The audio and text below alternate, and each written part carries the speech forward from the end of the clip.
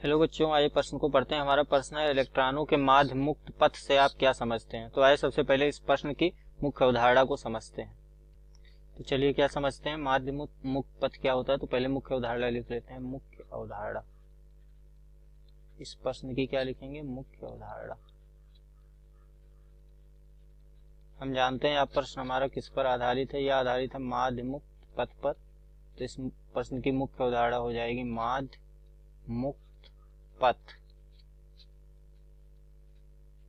तो माध्य मुक्त पथ में हम लोग क्या जान लेते हैं कि माध्य मुक्त पथ होता क्या है, ये कैसे होता है, क्या होता है। तो सबसे पहले हम क्या चलेंगे, इसको एक हम क्या लेंगे, एक हम चालक लेंगे। चालक में इलेक्ट्रॉन को दर्शाएंगे और दिखाएंगे कि कैसे टक्कर होती है और फिर क्या होता है उसमें। तो यहाँ पर हम एक चालक बना लेंगे माध्य मुक्त पथ को दर्शाने के लिए। मान लीजिए ये हमारा क्या है, एक चालक है और चालक को हमने बड़ा कर लिया ऐसे। ये हमारा एक तार है, तार को हमने क्या कर लिया, बड़ा कर लिया इसके अनुप्रस्थ काट को। और इसमें क्या होगा, इसमें बहुत सारे क्या होते हैं, इलेक्ट्रॉन इसमें उपस्थित होते हैं।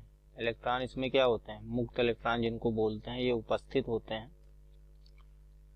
ठीक है, इलेक्ट्रॉनों पर ऋणात्मक आवेश होता है, लेकिन इनमें कुछ धन आयन भी होते हैं। क्या होते हैं, धन आयन भी होते हैं। ये धन आयन भी इसमें उपस्थित होते हैं। तो क्या करते हैं, इलेक्ट्रॉन लगातार इन धन आयनों से क्या करते रहते हैं, टक्कर करते रहते हैं।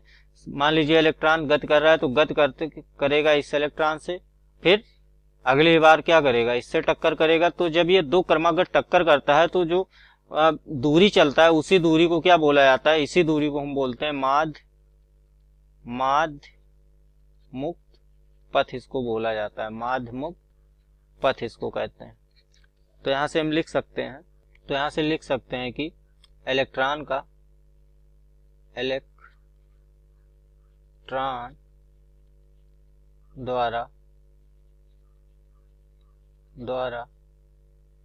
चली गई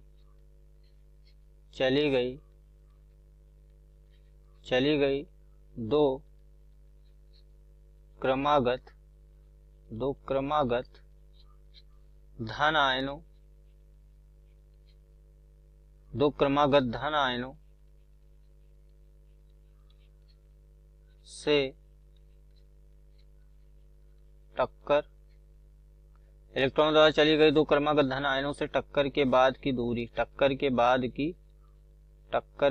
की दूरी